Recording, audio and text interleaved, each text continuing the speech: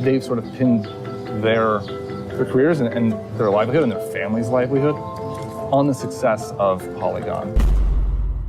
Today I wanted to talk to you about the state of gaming journalism, but I also have a lot of chores to do, so you're coming with me. The landscape of gaming journalism has been changing over the last few years. Those who are failing to adapt find themselves caught up in closures and mass layoffs. The most recent titan to fall was Polygon, resulting in its sale to Valnet and subsequent layoffs of a large portion of its staff. Only 5 people were kept on, and we were like a staff of over 20 people were laid off. Yeah. Yeah. Just brutal. Yeah. It's a moment that feels less like a business transaction and more like a symptom of a larger change in how we consume and discuss video games. Written media in general is facing challenges, but the case of Polygon feels particularly pointed. It's a story of wasted potential, of sitting on a goldmine of content and arguably squandering it through a series of decisions that alienated their core audience. I mean, think about it. They had everything.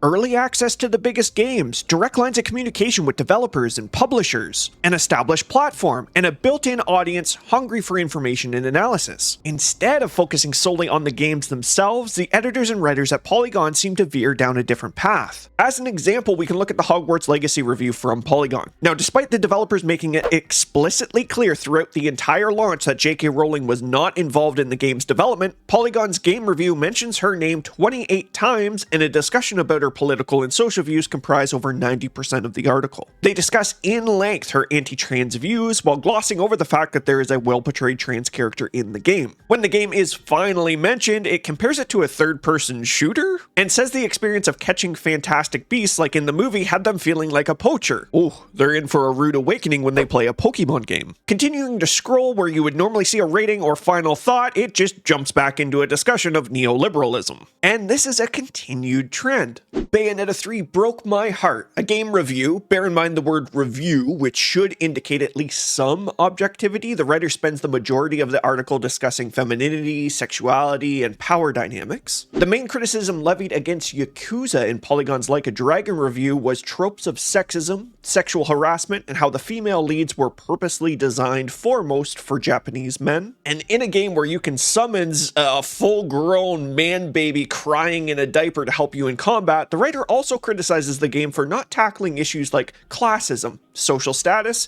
sex work, or government corruption with enough nuance and range.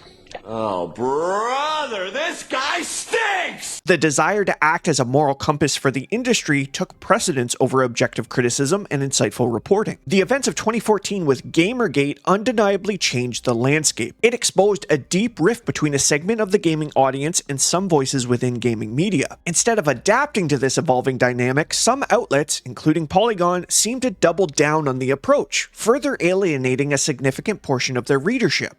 Like the Christmas lights on my house, they never change with the times. And now it's time for them to be taken down. The writers and editors were demanding ideological uniformity and publicly shaming those who didn't fall in line with the prevailing social agenda. The articles and op-eds seemed to frame discussions through the lens of identity politics, often judging not just the game, but the players, the creators, and the developers against a specific ideological yardstick. A prime example is the coverage Polygon continued to leverage against the Kingdom Come Deliverance series and their lead director Daniel Vavra. In their initial review of the game, a paragraph was dedicated to criticizing Daniel's outspoken support of Gamergate. This led to an additional hit piece on the game after release and continues to be a point of contention to this day. In an article posted May 2nd this year, Polygon blasts 2 separate studios for political opinions, stating, Black Myth Wukong didn't win Game of the Year, much to its producer's chagrin. Just like Black Myth's Game Science, Kingdom Come developer Warhorse is considered politically radioactive by some, after founder Daniel Vavra made pro-Gamergate comments in 2015. Moral grandstanding was taking precedence over objective criticism, and they were burying their audience in rhetoric.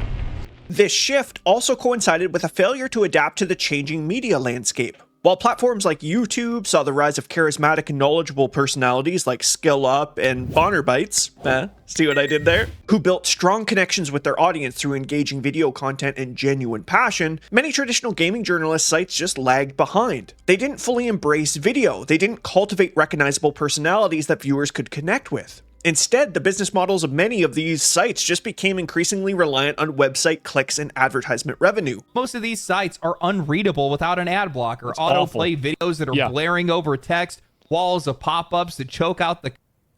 There were porn sites in 2001 that were less intrusive than these different games journalism websites. In a world where AI can now generate similar content, the value proposition of these traditional written articles diminished even further. To add insult to injury, the discourse from staff since the layoffs have also raised the temperature and highlighted the exact reason they are currently in the unemployment line. The issue there is the media illiteracy has gotten so bad that those people don't know what an op-ed is. Yeah. They genuinely have never heard of that, and they just think this is news. Yeah. And this news has true. an opinion in it. And it's like, no, there's different classifications for things that get posted on sites like this, and you're confusing op-eds with news. Yeah. That's on you, bud. And that they just don't even know that that's a thing that they're confusing, and they're happy to not know that. It's the audience doesn't understand the value of it in the first place. And like generations that are functionally illiterate. The argument that the lack of interest in written games media stems from a lack of literacy or understanding from the audience feels dismissive and frankly insulting. To infer that your audience is too stupid to understand the difference between a news report and opinion piece only creates further distrust and alienation of the potential audience that you're seeking to get. Is the problem that I'm too stupid to understand your galaxy brain Mensa level content, or is it that your content has completely lost touch with the audience that you were originally seeking to serve? I'm working with the most talented people I've ever worked with in any of my careers.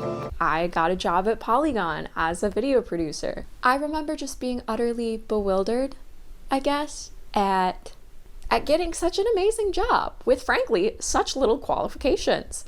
And now 3 years later, I am laid off. The layoffs at Polygon are a stark reminder that even with all the resources in the world, failing to connect with your audience will lead to a devastating fall. This is what happens when you trade in your core values for SEO advertisement click farming and you turn on your audience for flavor of the month activism. If we listen to what people want, we can make an experience that is different, that is unique, that is special. And that's really what we're trying to do. I shouldn't say that's what we're doing. So, no pressure.